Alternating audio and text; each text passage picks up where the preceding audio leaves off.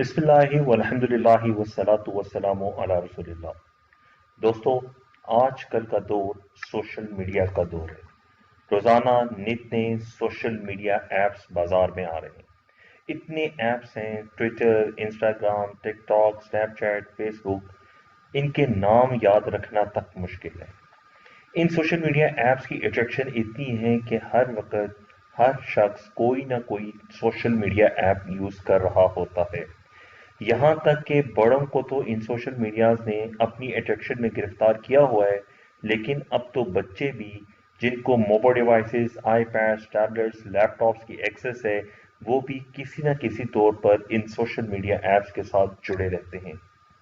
اب ذرا ایک سوال ہے، آپ غور کیجئے، اپنے آپ سے پوچھئے کہ 24 گھنٹوں کے دوران آپ کتنا ٹائم ان سوشل میڈیا ایپس کے اوپر ساتھ گزارتے ہیں؟ آپ کا آن لائن سٹیٹس ان سوشل میڈیا ایپس کے اوپر کتنی دیر تک رہتا ہے؟ اور شاید ہی ہم میں سے کوئی ایسا ہو جو 24 گھنٹے ان ایپ سے دور رہ سکتا ہو۔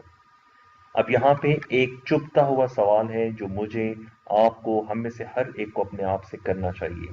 وہ سوال یہ ہے کہ ہم قرآن مجید کے ساتھ کتنا ٹائم گزارتے ہیں؟ آخری دفعہ قرآن مجید کو کب ہم نے اپنے ہاتھوں میں پکڑا ہے، اس کی تلاوت کی ہے، اسے محبت کے ساتھ، عقیدت کے ساتھ، سینے کے ساتھ لگایا ہے؟ قرآن مجید کو ہم نے محبت کے ساتھ کب کھولا ہے اور کب اس کو پڑھ کر سمجھنے کی کوشش کی ہے؟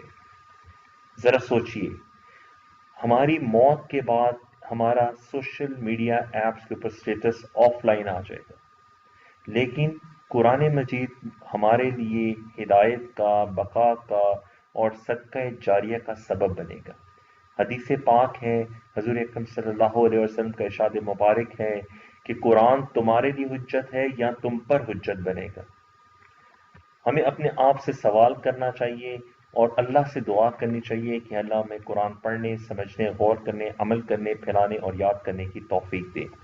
سبحانک اللہم و بحمدک، نشہد ان لا الہ الا انت، نستغفرک و نتوب الیک۔ السلام علیکم ورحمۃ اللہ وبرکاتہ۔